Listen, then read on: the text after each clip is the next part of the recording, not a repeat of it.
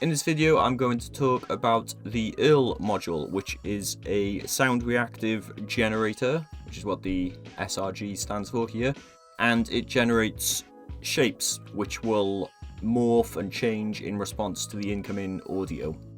So I've got no videos or images loaded up here because all of the visuals are going to be coming from this module, so I don't need anything else. So over here on the right hand side, we've got these different shapes, and this is where you can select what type of shape you want your visual to be. So by default, it is set to plane. It's just a flat rectangle. You've also got a circle. Now, there's a bug whereby when you select a different shape, it goes to black and white, which it shouldn't do. But all you've got to do is click this texture button and then click it again, and the color will come back. So every time you change the shape, you just have to click that on and off to get the color back. So yeah, you've got a circle, which is a flat 2D circle. You've got a sphere, which is a 3D sphere. Capsule, which looks like this. A cylinder. And a cube. So they're the basic shapes you can select over here. And then you've got different modes here. So line means the shape is made up of lines.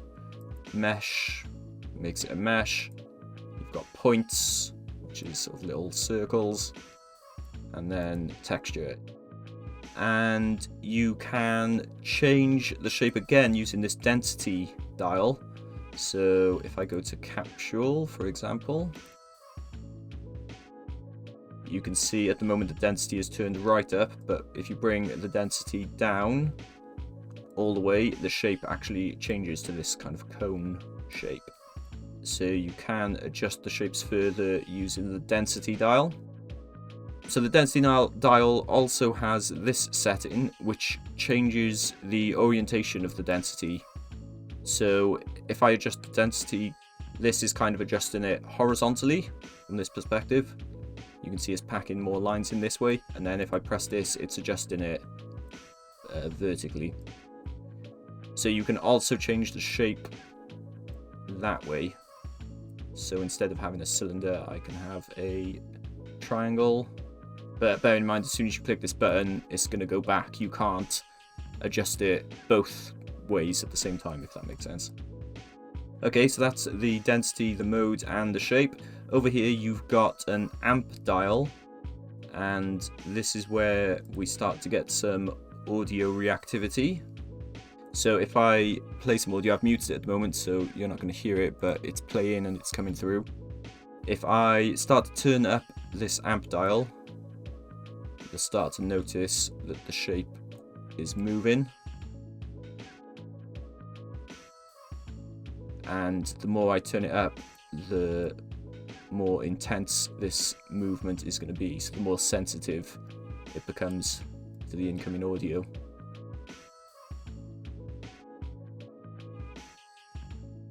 And there's 3 amp modes here. So this is mode A, and then you've got mode B and mode C. So it's different types of movement. And this will look different depending on your density and your shape. So for example, if we go to the sphere,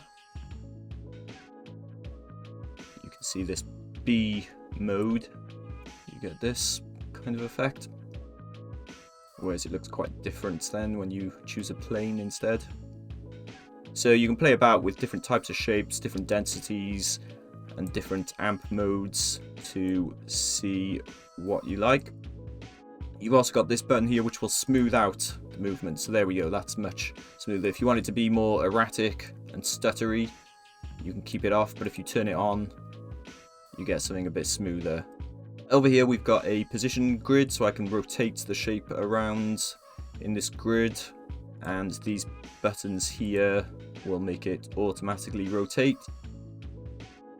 The size of the shape can be adjusted using this dial.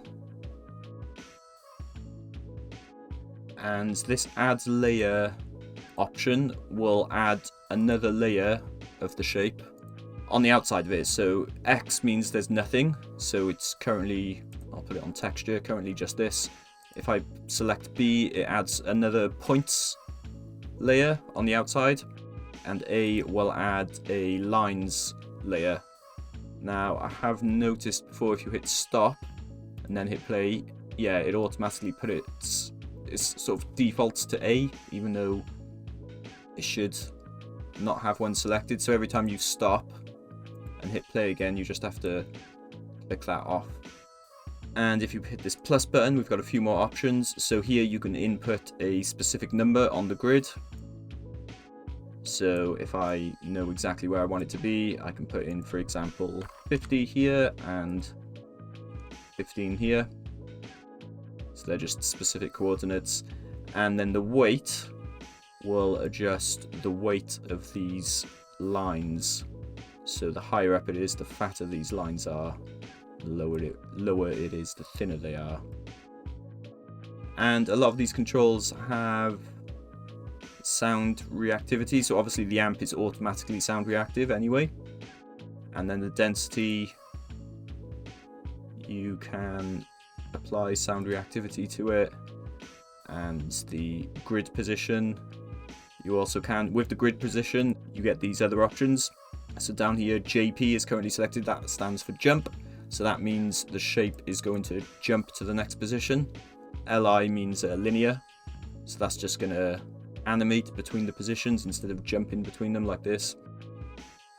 And then EI and EO is ease in and ease out. And there's beat controls on a few of these settings as well. So the size, the rotation and the density all have beat controls, which will be synced to your master beat control over here. And they all also have, like I said, the sound reactive controls. So with the size, for example, you can have it respond to the audio. You can also use it as a texture map. So if I put a video in here, okay, so if I hit the T button now, you can see that the video is now contained within the shape. So I can go to texture and make it a bit bigger. You can use these different shapes.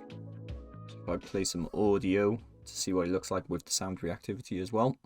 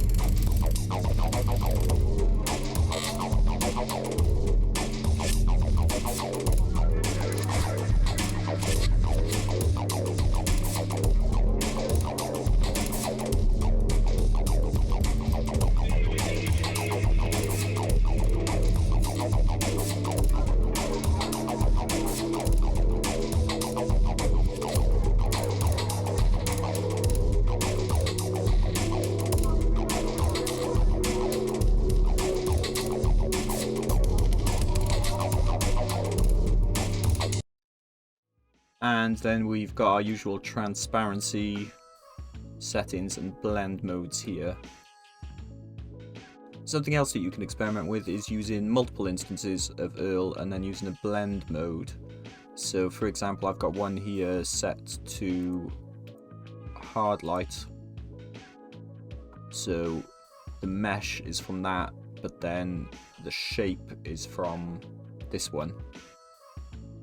And then you can even try adding a third one in there and just experiment with the different blend modes. You could apply a texture map to one of them or a few of them if you want to have a video coming through as well, and just mess about with the density settings, the shape settings, the amp settings, and see what you get. So now I'm also getting a bit of the video underneath because the bottom one is set to texture, but it's got two of these on top of it and then that, so it's being filtered through these before coming through to this.